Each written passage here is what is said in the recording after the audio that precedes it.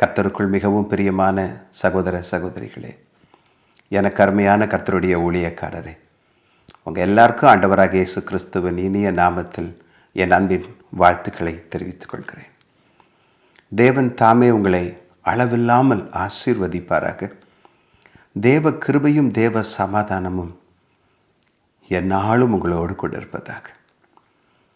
தேவன் தாமே உங்கள் கைகளின் பிரயாசங்கள், நீங்கள் செய்கிற உங்கள் வேலையெல்லாம் உங்களுக்கு அளவில்லாமல் ஆசீர்வதித்து அதை பெருக பண்ணி உங்களையும் உங்கள் குடும்பத்தையும் உங்கள் பிள்ளைகள் உங்கள் ஊழியம் உங்களுக்கு உண்டான எல்லாவற்றையும் தம்முடைய கண்ணின் மணியைப் போல காப்பாராக. ஒவ்வொரு வாரமும் உங்கள் கூட நான் தேவனுடைய வார்த்தைகளை பகிர்ந்து கொண்டு ஜெபிப்பதில் ரொம்ப மகிழ்கிறேன், மிகுந்த மகிழ்ச்சி அடைகிறேன். போன வாரம் நான் அவங்க கூட லூக்கா சுவிசேஷம் 11ஆம் அதிகாரம் 23ஆம் வசனத்தை தியானித்தேன் இல்லையா? என்னோட இராதவன் எனக்கு விரோதியாக இருக்கிறான், என்னோடே சேர்க்காதவன் சிதறடிக்கிறான். ஆண்டவராக இயேசு கிறிஸ்து சொன்னதான வார்த்தைகள் தான். போன வாரம் நம்ம அதை தியானித்தோம். இன்றைக்கு நம்ம அதை தொடர்ச்சியாக தியானிக்க போகிறோம்.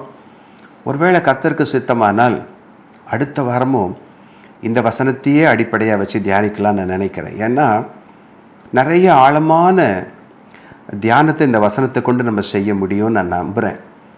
ஆவியானவர் எனக்குள்ள அந்த எண்ணத்தை கொடுத்து கொண்டே இருக்கிறார். போன வாரம் ஒருவேளை நீங்கள் இந்த செய்தியை பார்த்தீங்களா? பிரயோஜனமாக இருந்துச்சா உங்களுக்கு? அது உங்கள் ஆவிக்குரிய வாழ்க்கைக்கு ஆசீர்வாதமாக இருந்துச்சா போன வார தியானம்? ஒருவேளை நீங்கள் போன வார தியானத்தை பார்க்கலன்னா உங்களுக்கு ஒரு சில வரிகள் நான் எக்ஸ்பிளைன் பண்ண விரும்புகிறேன். ஆண்டவராக இயேசு கிறிஸ்து ஊமையும் குருடுமாக இருந்த ஒரு மனிதனுக்கு விடுதலையை கொடுக்கிறார். அவனுக்குள்ள ஒரு பிசாசு இருந்துச்சு. அந்த பிசாசு அவனை பேச முடியாதபடி ஊமையாக்கி வைத்திருந்தது, பார்க்க முடியாதபடிக்கு குருடனாக்கி வைத்திருந்தது. நீங்கள் இந்த சம்பவத்தை சரியாக புரிந்து கொள்ளணும் அப்படின்னா மத்தேயு சுவிசேஷம் 12ஆம் அதிகாரத்தையும் சேர்த்து வாசிங்க. இப்போ நம்ம தியானம் பண்ணுறது லூக்கா சுவிசேஷம் 11ஆம் அதிகாரம். மத்தேயு 12ஐயும் சேர்த்து படிச்சிங்கன்னா உங்களுக்கு இந்த சம்பவம் எல்லாமே ஓரளவுக்கு நல்லாவே புரிஞ்சிக்க முடியும். ஏன்னா லூக்கா சுவிசேஷத்தில் ஊமையான மனுஷன்னு போட்டிருக்கு, மத்தேயு சுவிசேஷத்தில் ரொம்ப ஆழமாக விவரிக்கப்பட்டிருக்கு. அவன் ஊமையன் மாத்திரமல்ல, குருடனாகவும் இருந்தான். இப்போ இந்த ஊமையும் குருடனுமாக இருந்தவனை கர்த்தர் விடுவித்தார். எப்படின்னா அவனுக்குள்ள ஒரு ஆவி இருந்து அவனை குருடனாக்கி இருந்துச்சு, அவனை ஊமையனாக்கி இருந்துச்சு. அதை ஆண்டவர் துரத்திட்டாங்க. துரத்தின உடனே அந்த ஆவி போன உடனே, அந்த அசுத்த ஆவி பிசாசு போன உடனே அவன் பார்க்குறான், அவனால் பேச முடியுது, அவன் பேசுகிறான். புரிஞ்சுக்கிட்டீங்களா? இப்போ அங்கே கூடியிருந்த ஜனங்கள் கர்த்தரை மகிமைப்படுத்துகிறாங்க, கர்த்தரை உயர்த்துறாங்க, அவருக்கு நன்றியை செலுத்துகிறாங்க.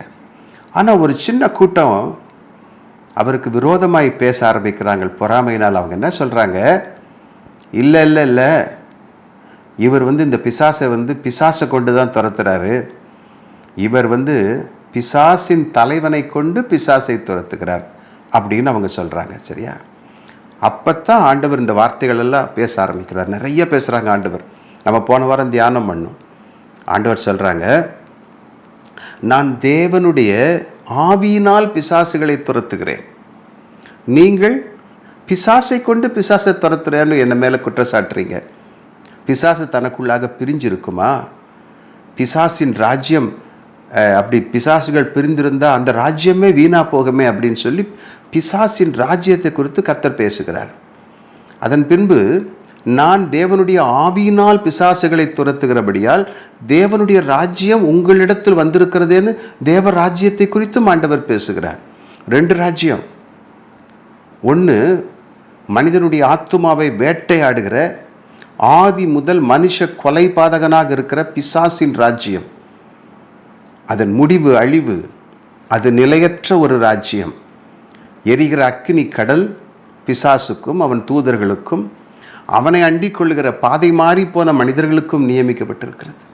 ஆனால் வெளிச்சத்தின் ராஜ்யம், தேவனுடைய ராஜ்யம் அல்லது அன்பின் குமாரனுடைய ராஜ்யம் அல்லது பரிசுத்தவான்களுடைய ராஜ்யம் என்று சொல்லப்பட்டிருக்கிறது பைபிளில். அது நித்திய மகிமை உள்ளது, நித்திய சந்தோஷம் உள்ளது, இல்லை? Everlasting eternity. அங்கே வாழ்வு இருக்குது. அங்கே தேவனோடு வாழப்போகிறோம். இரட்சகரை முகமுகமாய் சந்தித்து அவரோடு கூட வாழப்போகிறோம், ஆளப்போகிறோம். நிறைய காரியங்கள் இருக்குது. 2 ராஜ்யம் இருக்குது. ஒரு மனிதன் இந்த 2ல் ஏதாவது ஒரு ராஜ்யத்தில் தான் பங்கு பெற்றிருக்க வேண்டும். நியூட்ரலாக இருக்க முடியாது. நியூட்ரலாக எதுவுமே கிடையாது. There is nothing called neutral. ஆண்டவர் சொல்லுகிறார், என்னோடே இராதவன் எனக்கு விரோதியாக இருக்கிறான். அப்படின்னா அவன் வேற கிங்டமில் இருக்கிறான். என் கூட இல்லாதவன் எனக்கு விரோதி, என்னோட சேர்க்காதவன் சிதறடிக்கிறான். சரிங்களா? இதெல்லாம் நம்ம போன வாரம் செய்த தியானம். அப்போ யார் ஆண்டவரோட கூட இருக்கிறாங்க, யார் ஆண்டவரோட கூட இல்லை அப்படின்னு நம்ம தியானம் பண்ணோம் போன வாரம். அந்த தியானம் ரொம்ப இனிமையாக இருந்துச்சு. யாரெல்லாம் தேவனுடைய சித்தத்தின்படி செய்கிறார்களோ அவர்கள் ஆண்டவராகி இயேசு கிறிஸ்துவோடு கூட இருக்கிறார்கள். ரட்சிப்பு என்பதே தேவனுடைய சித்தம் தானே. ஒருவன் ஆண்டவராகி இயேசு கிறிஸ்துவை விசுவாசிக்கும் பொழுது அவன் நித்திய ஜீவனை பெற்றுக்கொள்ள வேண்டும் என்பது தேவனுடைய சித்தமாக இருக்கிறது. ஸோ ஃபெய்த் வருது முன்னால். புரிஞ்சுக்கிட்டீங்களா? இந்த விசுவாசம் தனியாக வருவதில்லை, மனம் திரும்புதலோடு கூட வருகிறது. நம்முடைய பாவ வழிகளை குறித்து நாம் கசந்து அந்த பாவ வழிகளை வெறுத்து ஒரு யூ-டர்ன் எடுத்து ஆண்டவராக இயேசு கிறிஸ்துவை விசுவாசித்து, இல்லையா, ஆண்டவர் தேவனிடத்தில் மனம் திரும்பி ஆண்டவராக இயேசு கிறிஸ்துவை விசுவாசித்து அவரிடத்தில் வரும் பொழுது நாம் ரட்சிக்கப்பட வேண்டும், அவருடைய பரிசுத்தமுள்ள இரத்தத்தினால் கழுவப்பட வேண்டும் என்பது தேவனுடைய சித்தமாக இருக்கிறது. அதோடு கூட எல்லாமே முடிஞ்சிடல. ஒருவன் ரட்சிக்கப்பட்ட பின்பு மறுபடியும் பிறந்த அனுபவத்தை பெற்ற பின்பு அந்த மனிதனுடைய வாழ்க்கை எப்படியெல்லாம் இருக்கணும்னு பைபிளில் போட்டிருக்கு, இல்லையா? அவங்க கனி கொடுக்கணும், அது தேவனுடைய சித்தம். கனி கொடுப்பதுன்னா என்ன? நல்ல குணங்கள் இருக்கணும், அந்த குணங்களின் மூலமாக வெளிப்படக்கூடிய கிரியைகள். சிலர் பிசாசுகளை கூட துரத்தலாம், சிலர் ஆண்டவருடைய பெயரை வைத்துக்கொண்டு அற்புதங்களை செய்யலாம். ஆனால் அவங்க தேவனுடைய சித்தம் செய்யாத பொழுது, ரொம்ப முக்கியம், மத்தேயு 7ஆம் அதிகாரத்தில் போட்டிருக்கு, தேவனுடைய சித்தத்தை அவர்கள் வாழ்க்கையில் செய்யாத பொழுது கர்த்தர் கடைசி நாள் என்ன சொல்கிறாங்க? உங்களை யாருனே எனக்கு தெரியாது, என்னை விட்டு அகன்று போங்கள். அவ்வளோதான். அக்கிரம செய்கைக்காரரே, இதை ரொம்ப நீங்கள் ஆழமாக கவனிக்கணும். அக்கிரம செய்கைக்காரரே, அக்கிரமத்தை செய்தவர்களே, என் பெயரினாலே நீங்கள் பிசாசை துரத்தி இருந்தாலும் கூட, என் பெயரினால் நீங்கள் அற்புதங்களை செய்திருந்தாலும், என் பெயரை கொண்டு நீங்கள் அடையாளங்களை செய்திருந்தாலும், நீங்கள் பிதாவின் சித்தம் செய்யாதபடியினால் நீங்கள் என்னை விட்டு போங்க, உங்களை யாருன்னே எனக்கு தெரியாது. ஒரு வசனமே பெரிய ஆதாரம். மத்தேயு சுவிசேஷம் 7ஆம் அதிகாரத்து கடைசி பகுதி நீங்கள் படிச்சு பாருங்க. இது போன வார தியானம். ஒரு மனிதன் ஆண்டவராக இயேசு கிறிஸ்துவோடு கூட இருக்கிறான் என்றால் அவன் வாழ்க்கையில் தேவனுக்கு சித்தமானதை செய்யணும். தேவனுக்கு சித்தமானதை செய்ய வேண்டுமானால் he should know the word of God. வேத புத்தகம், நம் கையில் இருக்க பைபிள் தான் நமக்கு தேவனுடைய சித்தம் என்னதென்று காண்பிக்கக்கூடியதாக இருக்கிறது. சரி, இன்றைக்கு இன்னும் ஒரு காரியத்தை நம்ம தியானிக்க போகிறோம். ஆண்டவராக இயேசு கிறிஸ்து இந்த ராஜ்யங்களை குறித்து பேசின பொழுது முக்கியமாக 2 வார்த்தையை சொல்கிறாங்க. ஒன்று, நான் தேவனுடைய ஆவியினால் பிசாசுகளை துரத்துகிறபடியால் தேவனுடைய ராஜ்யம் உங்களிடத்தில் வந்திருக்கிறதே. இந்த பிசாசெல்லாம் நான் துரத்துறேனே, அதை எப்படி துரத்துறேன்? பரிசுத்த ஆவியினால், தேவனுடைய ஆவியினால் நான் துரத்துகிறேன். நான் பிசாசை கொண்டு பிசாசை துரத்தவில்லை அப்படின்னு சொல்கிறார். ஒன்று. 2வது, ரொம்ப ஆழமாக ஒரு காரியத்தை சொல்கிறாங்க பரிசுத்த ஆவியானவர் பற்றி. ஒரு மனிதன் பரிசுத்த ஆவிக்கு விரோதமாக தூஷணமான வார்த்தைகளை சொல்வானால், பரிசுத்த ஆவிக்கு விரோதமாக நடந்து கொள்வானே ஆனால், பரிசுத்த ஆவிக்கு விரோதமாக எதிர்த்து நிற்பானே ஆனால், அவனுக்கு, அவனுடைய கிரியைகளுக்கு இம்மையிலும் இந்த உலகத்திலும் சரி மறுமையிலும் சரி மன்னிப்பே கிடையாது அப்படின்னு சொல்கிறத பார்க்குறோம். இதுதான் இன்றைக்கு நம்ம நிச்சயமாக பார்க்க வேண்டிய ஒரு விஷயம். ரொம்ப ஜாக்கிரதையாக தியானிக்க வேண்டிய ஒரு காரியமாக இருக்குது. ஏன் பரிசுத்த ஆவியானவருக்கு இவ்வளவு முக்கியத்துவம் கொடுக்கப்படுகிறது? ஆண்டவராக இயேசு கிறிஸ்து ஏன் அவ்வளவு முக்கியத்துவத்தை அவருக்கு கொடுத்திருக்கிறார்? என் அன்பு நண்பர்களே, நிச்சயமாகவே இன்றைக்கு பரிசுத்த ஆவியானவரை குறித்து ஒவ்வொரு தேவனுடைய பிள்ளையும் அறிந்திருக்க வேண்டியது ரொம்ப அவசியமாக இருக்குது. ரொம்ப ரொம்ப அவசியமாக இருக்குது. அவர் இல்லாமல் சுவிசேஷமே இல்லைன்னு சொல்லலாம். Without the spirit of God there is no gospel at all. ஜனங்களுக்கு சுவிசேஷம் என்பதே கிடையாது. நீங்கள் பைபிளில் அப்போஸ்தலர்கள் பேசுகிற சுவிசேஷத்தை நல்லா வாசிச்சு பாருங்கள். காஸ்பல் ஸ்போக்கன் பை அப்போஸ்தலர்ஸ். பேதுரு முதலாவது எழும்பி நின்று ஒரு பெரிய கூட்டத்தில் பேசும் பொழுது, சுவிசேஷத்தை அவங்களுக்கு பிரசங்கிக்கும் பொழுது கிட்டத்தட்ட 3000 பேர் ரட்சிக்கப்பட்டாங்கன்னு நம்ம பார்க்குறோம் இல்லையா?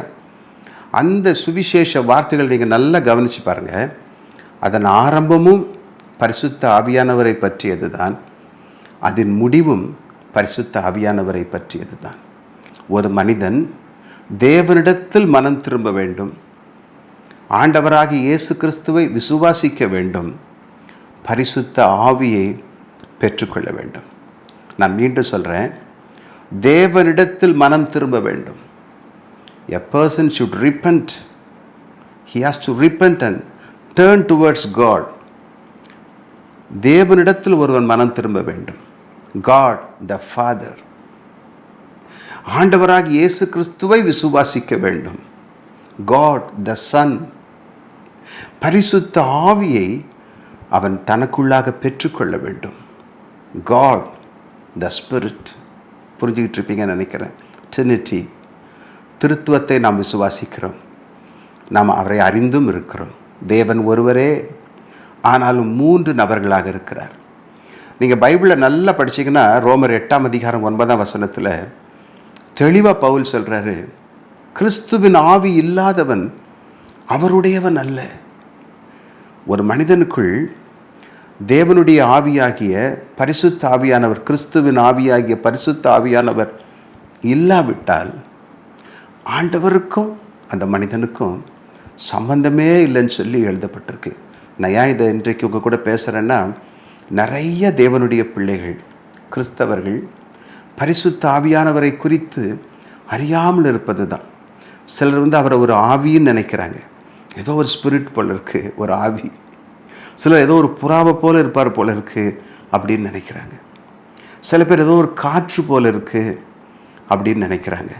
சில பேர் ஏதோ ஒரு பெரிய வல்லமை போல் இருக்குது, பெரிய சக்தி போல் இருக்குது, பெரிய வல்லமை வரங்கள்லாம் உள்ளவர் போல் இருக்குது. சில பேர் அவரை நெருப்பு போல் இருக்குது. இப்படியெல்லாம் நினைக்கிறாங்களே தவிர அவரை ஒரு ஆள் தத்துவமாக நினைப்பதில்லை. ஆவியானவர். நாம் அவரோடு கூட பேசவும் அவரோடு கூட உறவாடவும் முடியும் என்பதை அநேகர் அறிந்திருப்பது கிடையாது. இன்றைக்கு நிச்சயமாக இந்த தியானம் நமக்கு அவசியம் நான் நினைக்கிறேன். ரொம்ப பிரயோஜனம் அப்படின்னு நினைக்கிறேன். ஏன்னா யாருக்குள்ளே கிறிஸ்துவின் ஆவி இல்லையோ, யார் இந்த பரிசுத்த ஆவியானவரை பெற்றுக்கொள்ளாமல் இருக்கிறார்களோ அவர்களுக்கும் ஆண்டவராகிய இயேசு கிறிஸ்துவுக்கு சம்பந்தம் இல்லை. கிறிஸ்துவின் ஆவி இல்லாதவன் அவருடையவன் அல்ல. ரொம்ப முக்கியமான வார்த்தைகள் இதெல்லாம். அதே போல் யார் பரிசுத்த ஆவியினால் நடத்தப்படாமல் இருக்கிறார்களோ அவர்கள் தேவனுடைய புத்திரர் அல்ல. ஏன்னா தெளிவாக போட்டிருக்கு, ஒருவன் தேவனுடைய ஆவியினால் நடத்தப்பட்டால், பரிசுத்த ஆவியானவர் ஒரு மனிதனை நடத்துவாரானால் அந்த மனிதன் தேவனுடைய மகன், தேவனுடைய புத்திரன் என்று அழைக்கப்படுகிறான். Glory be to God. Hallelujah. புரிஞ்சுக்கிட்டீங்களா? சுவிசேஷம் அன்றைக்கு பிரசங்கிக்கப்பட்ட போது இன்றைக்கு சுவிசேஷம் வித்தியாசமாக இருக்குது. இன்றைக்கு இல்லையா வல்லமைகளை பற்றி பேசுகிறோம், சுகத்தை பற்றி பேசுகிறோம் இல்லையா, ஜனங்களுக்கு விடுதலை பெற்றுக்கொள்ளணும்னு நம்ம பேசுகிறோம் சுவிசேஷ கூட்டங்களில். ஆனால் நிறைய சுவிசேஷ கூட்டங்களில் இன்றைக்கு மனம் திரும்புதல் பிரசங்கிக்கப்படுவதில்லை, பாவ மன்னிப்பு பிரசங்கிக்கப்படுவதில்லை. ஆண்டவராக இயேசு சொன்னார், தம்முடைய சீஷரை பார்த்து அழகாக சொன்னாங்க, நீங்கள் மனம் திரும்புதலை குறித்து பிரசங்கிக்கணும், பாவ மன்னிப்பை குறித்து பிரசங்கிக்கணும். அதற்கு முன்பு நீங்கள் எருசலேமிலே தேவன் வாக்குத்தத்தம் பண்ணினது நிறைவேறும் வரைக்கும் காத்திருக்கணும். இன்றைக்கு ஒரு விலையேற பெற்ற ப்ராமிஸ், பெரிய வாக்குத்தம், நிறைய வாக்குத்தத்தங்களை பற்றி பேசுகிறோம். வருஷத்துக்கு ஒருக்கா புது புது வாக்குத்தத்தங்களை பற்றி பேசுகிறோம் இல்லையா, ஆபிரகாமுடைய ஆசீர்வாதங்களை பற்றி பேசுகிறோம், நிறைய காரியங்களெல்லாம் பேசிகிட்டு இருக்கோம். ஆனால் சிறந்த ஆசீர்வாதம், சிறந்த வாக்குத்தத்தம், மிக முக்கியமான வாக்குத்தத்தம் இல்லையா, ப்ராமிஸ் என்னென்னா, தேவன் தம்முடைய பரிசுத்த ஆவியை நமக்கு கொடுப்பது தான். அதை ஆண்டவராக இயேசு கிறிஸ்து நமக்காக கேட்டு பெற்றுக்கொண்டு கொடுத்திருக்கிறார். ஹல்லேலூயா. அவர் தாங்க சீல், அவர் தான் முத்திரை. பரிசுத்த ஆவியானவர் தான் முத்திரை. ஒரு தேவனுடைய பிள்ளை பெற்றுக்கொள்கிற சிறந்த ஆசீர்வாதம், மிகப்பெரிய ஆசீர்வாதம். Because I would like to say the spirit of God is the source of every blessing. கர்த்தருடைய ஆவியானவர் தாங்க எல்லா ஆசீர்வாதத்துக்கும் ஊற்றுக்கண்ணாக இருக்கிறார். அதாங்க உண்மை, அதாங்க சத்தியம். அதனால தான் ஆண்டவராக இயேசு கிறிஸ்து சொன்னார், கேளுங்கள் கொடுக்கப்படும். எதை குறித்து சொன்னார்? நீங்கள் தொடர்ந்து அந்த லூக்கா 11ஆம் அதிகாரத்தை வாசிச்சு பாருங்க. இந்த கேளுங்கள் அதெல்லாம் பற்றி சொல்லிட்டு வரும் பொழுது ஜெபத்தில் ஆண்டவர் ரொம்ப அழகாக சொல்லியிருப்பாங்க. பொல்லாதவர்களாகிய நீங்கள் உங்கள் பிள்ளைகளுக்கு நல்ல ஈவுகளை கொடுக்க அறிந்திருக்கும் பொழுது உங்கள் பரமபிதா தம்மை நோக்கி வேண்டிக் கொள்ளுபவர்களுக்கு பரிசுத்த ஆவியை கொடுப்பது அதிக நிச்சயம் அல்லவா? நல்லா கவனிச்சுட்டே வாங்க. பரிசுத்த ஆவினா யாரோ நமக்கு அவருக்கும் சம்பந்தமே இல்லைன்னு நினைக்காதீங்க. ஆண்டவராக இயேசு கிறிஸ்து சொன்னார், கேளுங்கள் கொடுக்கப்படும், தட்டுங்கள் திறக்கப்படும், தேடுங்கள் கண்டடைவீர்கள். அதோடைய கிரேக்க பதம் என்னன்னா, கேட்டுக்கொண்டே இருங்கள். கேளுங்க கிடைக்கும். அவர் சொன்னது முக்கியமாக பரிசுத்த ஆவியானவரை பற்றி தான். ஃபியூச்சரை பார்த்து அவங்க சொல்லும்போது என்ன சொன்னாங்க? கேளுங்கள், உங்கள் சந்தோஷம் நிறைவாகும்படி பெற்றுக்கொள்வீர்கள். பரிசுத்த ஆவியை குறித்து சொல்லப்பட்டது தான். அப்போ சுவிசேஷத்தை பிரசங்கம் பண்ண சொல்லிவிட்டு கர்த்தர் சொன்னார், நீங்கள் போய் காத்திருங்க. அதே போல் பெந்தேகோஸ்தே நாளில் அவங்க எல்லாரும் ஜபத்தோடு காத்திருந்தாங்க. அவங்க கேட்டாங்க. அன்றைக்கு அவர்கள் பலமாய் பெற்றுக்கொண்டார்கள். ஹல்லேலூயா. அதன் பின்பு அவங்க வாழ்க்கையை பாருங்க, அவங்க வாழ்க்கை பாதையை பாருங்க. ஒரு சின்ன கூட்டம் உலகத்தையே கலக்குனாங்கன்னு சொல்லி பைபிளில் போட்டிருக்கு. நல்லா கவனிச்சுட்டு வாங்க பிரதர்ஸ். இன்றைக்கி ரொம்ப முக்கியமான ஒரு காரியத்தை பற்றி நான் பேசுகிறேன். ஏன்னா நிறைய இன்டலெக்சுவல்ஸ் இருக்காங்க பாருங்கள், அறிவு சார்ந்தவர்கள். பரிசுத்த ஆவியானுடைய அந்த உறவை குறித்து, ஐக்கியத்தை குறித்து அவங்களுக்கு அதிகமாக தெரியாது. ஏன்னா அவங்க சிந்தை முழுவதும் மூளைதான். ஆனால் ஒன்றுமில்லாத ஏழைகளுக்கோ தேவன் தம்முடைய பரிசுத்த ஆவியை அளவில்லாமல் கொடுக்கிறார். இது மூளை சார்ந்த விஷயம் அல்ல, நம்முடைய விசுவாசத்தை சார்ந்தது. எப்படி நம்முடைய ரட்சிப்பை நம்ம கேட்டு பெற்றுக்கொண்டோமோ இல்லையா, நம்ம எல்லாரும் மனம் சுவிசேஷத்தை கேட்டபோது அதை விசுவாசித்து மனம் திரும்பி நம்முடைய பாவங்களெல்லாம் அறிக்கையிட்டு இல்லையா, ஆண்டவராக இயேசு கிறிஸ்துவின் இரத்தத்தாலே கழுவப்பட வேண்டும்னு நம்ம கெஞ்சி மன்றாடணும் இல்லையா, அன்றைக்கு தானே நம்ம ரட்சிப்பை பெற்றுக்கிட்டோம். அதே போலத்தான் பரிசுத்த ஆவியானவரையும் நாம் கேட்டு பெற்றுக்கொள்ள வேண்டியது அவசியமாக இருக்குது. ஹல்லேலூயா. இன்ஃபேக்ட் ரட்சிப்பை நமக்குள்ளே நடப்பிக்கிறதே அவர் தான். ஒரு மனுஷனுடைய இருதயத்தை தேவனுடைய வார்த்தைக்கு நேராக திருப்புறதே ஆவியானவர் தான். லீதியாளுடைய இருதயத்தை பவுல் பேசுகிற போது திருப்பினவரே, திறந்தவரே ஆவியானவர் தான். இன்ஃபேக்ட் ஆவியானவர் இல்லாமல் ரட்சிப்பே கிடையாது, ஆவியானவர் இல்லாமல் சுவிசேஷமே கிடையாது.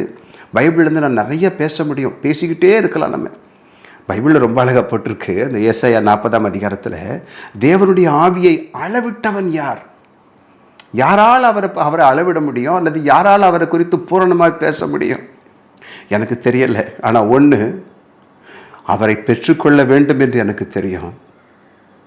அவரை பெற்றுக்கொள்ள வேண்டும் என்று தெரியும் எனக்கு. ஏன்னா மீட்கப்படும் நாளுக்கென்று முத்திரையாய் நமக்கு கொடுக்கப்பட்டவரே கர்த்தருடைய ஆவியானவர் தான். அல்லேலூயா, glory be to God.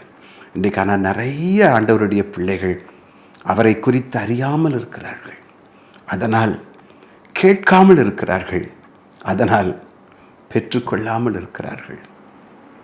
You ask and you will receive. மாம்சமான யாவர் மேலும் என் ஆவியை ஊற்றுவேன்னு வாக்கு பண்ணினதை ஆண்டவர் நிறைவேற்றி இருக்காங்களே. கேளுங்க கேளுங்க. ஏன்னா தேவனுடைய ஆவி இல்லாதவன் அவருடையவன் அல்ல. இன்னும் நம்ம ஆழமாக காரியங்களை தியானிப்போம். பாருங்க, பவுல் பரிசுத்த ஆவியானவரை பெற்றுக்கொண்டார். ஒரு ஊழியக்காரர் வந்து பவுலுக்காக ஜெபித்த பொழுது பவுல் கர்த்தருடைய பரிசுத்த ஆவியை பெற்றுக்கொண்டார். அதன் பின்பு தான் தாமதமில்லாமல் அவர் கிறிஸ்துவை குறித்து பிரசங்கிக்க ஆரம்பித்தார். நான் ஏன் இதெல்லாம் சொல்கிறேன்னா, ரொம்ப அழகாக போட்டிருக்கு. 1 கொரிந்தியர் 12ஆம் அதிகாரம் அந்த 1, 2, 3 வசனங்கள் நீங்கள் வாசிச்சு பாருங்கள். அதில் ஒரு ஆழமான காரியம் புதைக்கப்பட்டிருக்கிறது, மறைந்திருக்கிறது. பவுல் ரொம்ப அழகாக சொல்கிறாரு, பரிசுத்த ஆவியினாலே அன்றி யாருமே ஒருவனும் இயேசுவை என் கர்த்தர் என்று சொல்ல முடியாது. Jesus Christ is my Lord, Jesus Christ is Lord அப்படின்னு சொல்லணும். அப்படின்னாலே உள்ளத்திலிருந்து, வெறும் வாயில் சொல்கிறது இல்லை, விசுவாசத்தோடு உள்ளத்தின் ஆழத்திலிருந்து சொல்லணும்னா that is only through the spirit of God. ஹல்லேலூயா, க்ளோரி பீ டு காட். பவுல் பரிசுத்த ஆவியை பெற்றுக்கொண்ட பின்பு தாமதமில்லாமல் ஆண்டவராக இயேசுவை பிரசங்கித்தார். பேதுரு செய்த முதல் பிரசங்கத்தில் என்ன சொன்னார்? பரிசுத்த ஆவியின் வரங்களை பெற்றுக்கொள்ளுங்கள் அப்படின்னு சொன்னார். நீங்கள் தொடர்ந்து பாருங்கள், இவங்கெல்லாம் சுவிசேஷம் அறிவிக்கப்பட்ட இடங்களுக்கு சென்று, நல்லா கவனிச்சுட்டு வாங்க பிரதர்ஸ், பேதுருவாகட்டும் பவுலாகட்டும், பேதுரு சமாரியாவுக்குள்ளே நுழைந்த பொழுது அங்கே ஜனங்கள் ஆண்டவரை விசுவாசித்தாங்க, ஆனால் பரிசுத்த ஆவியை பெற்றுக்கொள்ளலைன்றது அறிந்த உடனே என்ன சொல்கிறாங்க? பரிசுத்த ஆவியை பெற்றுக்கொள்ளுங்கள்.